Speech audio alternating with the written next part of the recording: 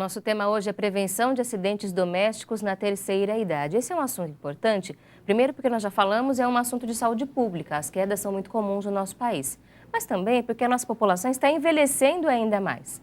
Muitas pessoas que hoje ainda não passam por isso, em alguns anos já estarão nesse grupo, que começam a ter um risco maior de ter quedas e o número vai aumentar sempre. Essa expectativa de vida, vamos viver cada vez mais. Será que nós estamos, então, preparados para lidar com essas mudanças do ponto de vista de prevenção de quedas?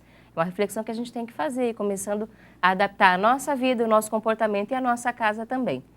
Mas nesse bloco a gente vai pensar na seguinte situação. Não teve jeito, a queda aconteceu. Quais são os primeiros atos que nós devemos ter?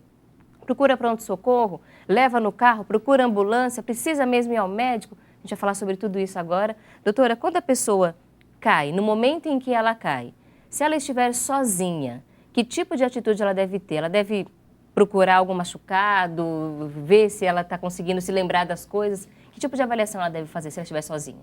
Então, no caso de estar sozinha é um pouco mais complicado, né? Porque, assim, se esse idoso não estiver sentindo dor, achar que não bateu nada mais significativo, não visualiza nenhum sangramento, Nenhum nada de inchaço. alarme, ele deve tentar se engatinhar, como se fosse próximo ao solo, pegar alguma cadeira ou algum sofá para ele se apoiar e se levantar com calma.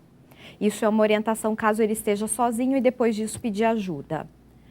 Caso ele esteja com alguém, aí é um pouco diferente. Essa pessoa que viu ele caindo, primeira coisa, ela vai tentar localizar, tentar entender como que foi a queda, onde que foi, tentar ver como que ele caiu e onde que ele bateu.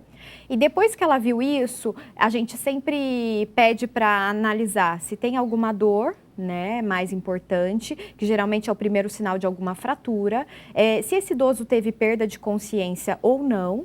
Né? É extremamente importante para saber a gravidade também do trauma. Quanto tempo ficou inconsciente? Quanto tempo, se ele lembra, se ele viu a queda. Então, assim, a gente consegue muito mais detalhes enriquecedores até para ver o que desencadeou aquela queda quando alguém presencia. Quando não, a gente fica muitas vezes no achômetro e aí às vezes dificulta um pouco essa investigação do motivo da queda. Então, assim, quando tem algum desses sinais de alarme, é recomendado solicitação de ajuda. Então, pedir uma ambulância, 192 e encaminhamento para uma avaliação médica num pronto atendimento. Se esse idoso perde a consciência, por exemplo, também, a gente tenta acordar ou espera a ambulância chegar? Não, isso, a primeira conduta é não mexer, não tirar aquele idoso do local e solicitar ajuda.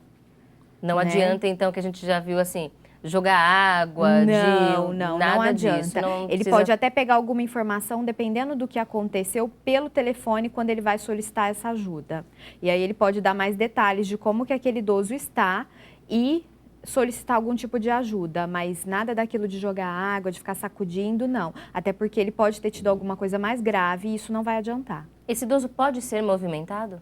Se ele tiver alguma dor, ou mesmo você suspeitar de alguma forma que ele cai e que ali tem a fratura, pelo tipo de posicionamento que ele caiu, pelo tipo de dor, pela face que ele está tendo, ou mesmo se ele estiver inconsciente, você não deve mobilizá-lo sem a ajuda de um profissional. Nem para colocar numa cadeira, por exemplo, num sofá, é melhor deixar no chão nesse momento. É melhor momento. deixar no chão, a não ser que isso demorar muito para você receber essa assistência. Ele pode ser colocado numa posição deitado de barriga para cima, por exemplo, ou tem que ficar do jeito Se ele conseguir se mobilizar e não tiver esse sinal de alarme, aí sim. Agora, se for um trauma maior, mais intenso, aí o ideal é que ele não se mexa muito sem alguma orientação. Aí acaba sendo muito parecido com um acidente de automóveis ou mesmo moto, que você não deve fazer muita coisa se você não souber o que fazer.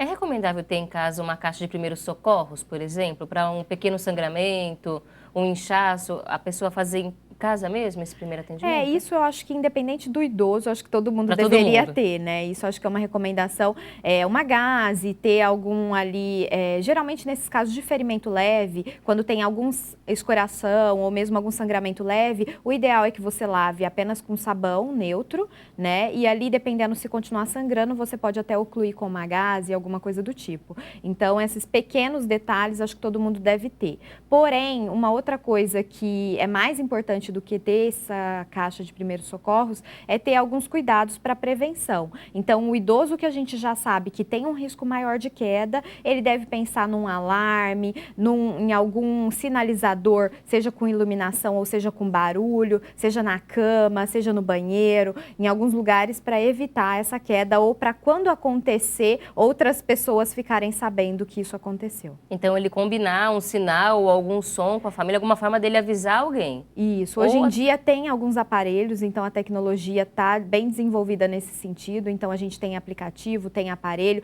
tem o telehelp, tem várias outras coisas que você pode ou usar um colarzinho com o botão de alarme, ou você pode usar uma pulseira, ou mesmo um telefone que você consiga apertar e a ambulância já é solicitada, ou mesmo um pessoal para te auxiliar. E aí as próprias famílias podem investir nisso, porque muitas vezes é um idoso que durante o dia fica sozinho, ou que mora sozinho, quer manter a sua independência e ele consegue fazer isso tranquilamente, mas a família fica preocupada. Então, pelo menos formas de criar essa relação de segurança, de saber que ele vai estar amparado, porque isso é importante também. Não é só... A gente tem aqui várias orientações com relação à primeira queda, o que fazer, mas mesmo quando a pessoa não se machuca ou fica bem, não quer dizer que ela não tem que receber uma orientação a respeito disso e um acompanhamento médico, não é? Exato. Muitas vezes o que acontece é isso, a pessoa ela não procura e aí ela acaba caindo novamente. E essa recidiva de queda pela segunda vez acontece em 50% dos casos. Então é muito frequente chegar no consultório depois de 3 quedas, 5 quedas consecutivas e só assim eles acharam que aquilo ficou uma coisa perigosa. Não, pelo contrário, acho que se possível antes da primeira, mas se não possível, pelo menos depois da primeira queda, a gente deve sim pensar o que a gente precisa para prevenir novas quedas. Porque não é dizer que a pessoa não procurou o pronto-socorro, por exemplo. Às vezes até foi ao pronto-socorro, até fez uma cirurgia por conta de uma fratura, mas ela não procurou o médico dela para ajudar a evitar novas quedas. São ações diferentes. São ações diferentes. O olhar de um cirurgião ou mesmo de um emergencista que vai te atender no pronto atendimento, no pronto-socorro, muitas vezes está voltado para o trauma. Então, ele vai resolver aquela situação agudamente. Porém, ele não vai ter uma visão naquele momento como um geriatra, como um clínico, como uma pessoa que vai ver o que está acontecendo na sua casa, ou por que você caiu, teve algum motivo cardíaco, teve alguma outra coisa envolvida, você tem uma osteoporose que não está tratada. Então, assim, isso é muito importante também, não só o acolhimento agudo, mas também uma preparação e uma prevenção para novas quedas, o tratamento de algumas doenças. No último bloco do nosso programa, a gente vai falar exatamente sobre essas ações para a prevenção das quedas dentro de casa. Algumas mudanças simples, cada vez mais acessíveis, nada muito caro, não, e que a gente consegue colocar em prática. Peço licença à nossa convidada por um instante, porque nós já nos aproximamos do momento ecumênico de preces, e hoje nós estamos falando sobre a importância de nós termos estas ações todas voltadas com esse mesmo objetivo, com um único propósito: promover qualidade de vida. Cada pessoa entende qualidade de vida, inclusive, de um jeito diferente. Para algumas é ter um equilíbrio familiar melhor, para outras é estar com um corpo mais equilibrado, controlar doenças. Mas é importante que nós consigamos fazer um planejamento e cuidar da nossa vida de uma forma que nós consigamos aliar tudo. Os cuidados físicos, os cuidados familiares, os cuidados com o meio ambiente, com a nossa alma. E aí, nesse momento, nós precisamos dessa força que nós encontramos em Deus, em Jesus, o Educador Celeste, ou você dentro da sua tradição religiosa, naquilo que você considera sagrado.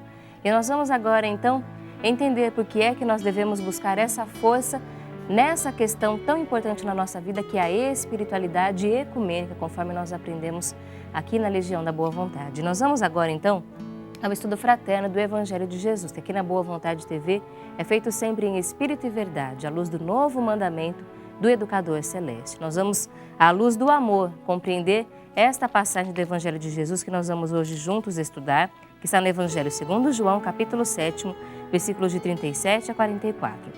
Jesus, a fonte da água da vida eterna.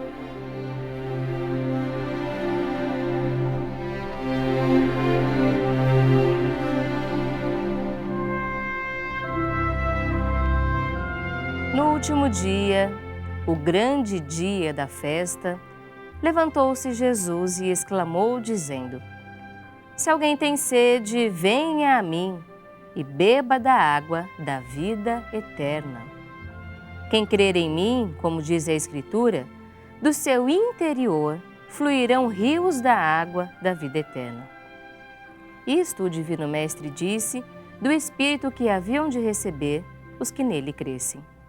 Pois o Espírito, até este momento, não fora concedido a eles, porque Jesus não havia sido ainda glorificado. Então, muitos da multidão, admirados por estas palavras, diziam: Este é verdadeiramente o profeta.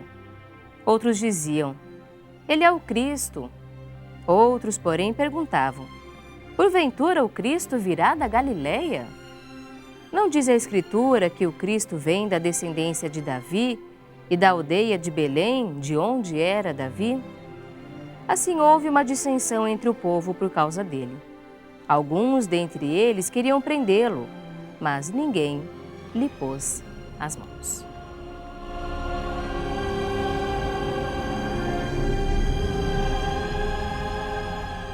Nesta passagem da Bíblia Sagrada, nós podemos mais uma vez perceber Jesus investindo, trabalhando na conscientização para que cada um tivesse essa independência, conseguisse de si próprio, da sua alma, do seu interior, conquistar essa força. Jesus é a fonte da água da vida eterna. Nós não podemos viver sem a água para o nosso corpo material, da mesma forma devemos compreender estes sentimentos que nos mantêm fortes: a fé, a esperança, o amor, a caridade, sentimentos e exemplos que nós aprendemos com Jesus. E é por isso que nós devemos, nesse momento de prece, recorrer ao Pai Celestial em oração, em meditação, para que consigamos fortalecer em nós estes bons sentimentos que nos ajudam a sermos pessoas melhores também. Vamos juntos fazer as nossas preces e aprender mais sobre estes assuntos, acompanhando a mensagem fraterna trazida pelo jornalista Paiva Neto a você e a sua família. São 59 anos de comunicação 100% Jesus.